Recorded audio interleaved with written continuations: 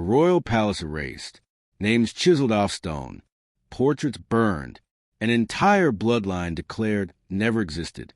How do you erase a family that once ruled a nation? Why would history pretend they were never there? This is the story of the royal family. The world was never supposed to remember. It begins in a time of golden halls and endless power. The kingdom sprawled across mountains and rivers, its banners striking against the sky. The royal family, glittering in jewels, draped in silk, sat at the center of it all. They commanded armies, negotiated treaties, and hosted feasts that stretched for days.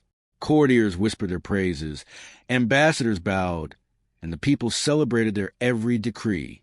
They were untouchable. They were eternal. And yet, in the shadows, envy was growing. A single misstep, an alliance forged in secrecy, a threat to the throne, whispers of betrayal, was enough to seal their fate. It started with small things. Suspicious glances across candlelit corridors, letters intercepted before they reached the queen's hand, allies suddenly turning silent.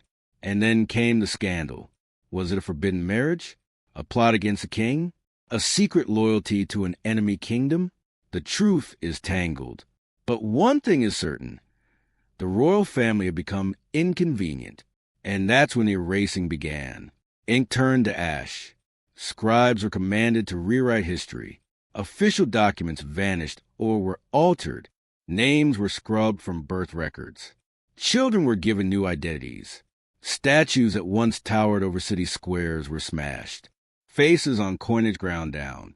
Imagine walking through the streets and seeing the empire pretend its own bloodline never existed. Courtiers loyal to them were silenced. Allies disappeared. Even servants who spoke of their kindness vanished from memory. History became a story with a hole in the middle, a hole where an entire royal family once lived. And yet, the truth survives. Fragments, pieces that refuse to die. A diary tucked behind a wall. A portrait hidden beneath layers of plaster. Coins buried in the dirt. Engraved with faces historians would never acknowledge.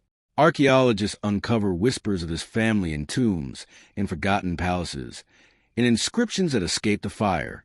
Letters surface, torn and smudged, hinting at love, fear, and desperation. Who decides what we remember? Who chooses what gets erased? And how many other stories have vanished under the sweep of power? Because this isn't just about a family. It's about control. The most powerful act isn't killing a dynasty. It's deleting it. The irony is haunting.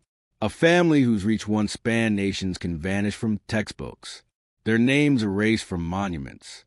Their deeds buried beneath centuries of silence. Yet even in their absence, they leave questions. Who were they really? What did they dream? What secrets did they take to their graves? We piece together what remains.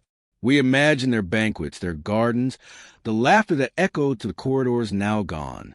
We feel the fear that must have gripped them as the walls closed in, the empire's machinery turning against its own blood. And maybe that's the point. History isn't just written by the winners. It's edited, crafted, polished, pruned. We tell ourselves we know the past. But how much of it is a story someone wanted us to hear? Because sometimes the most dangerous thing in the world isn't a royal family. It's the truth about them.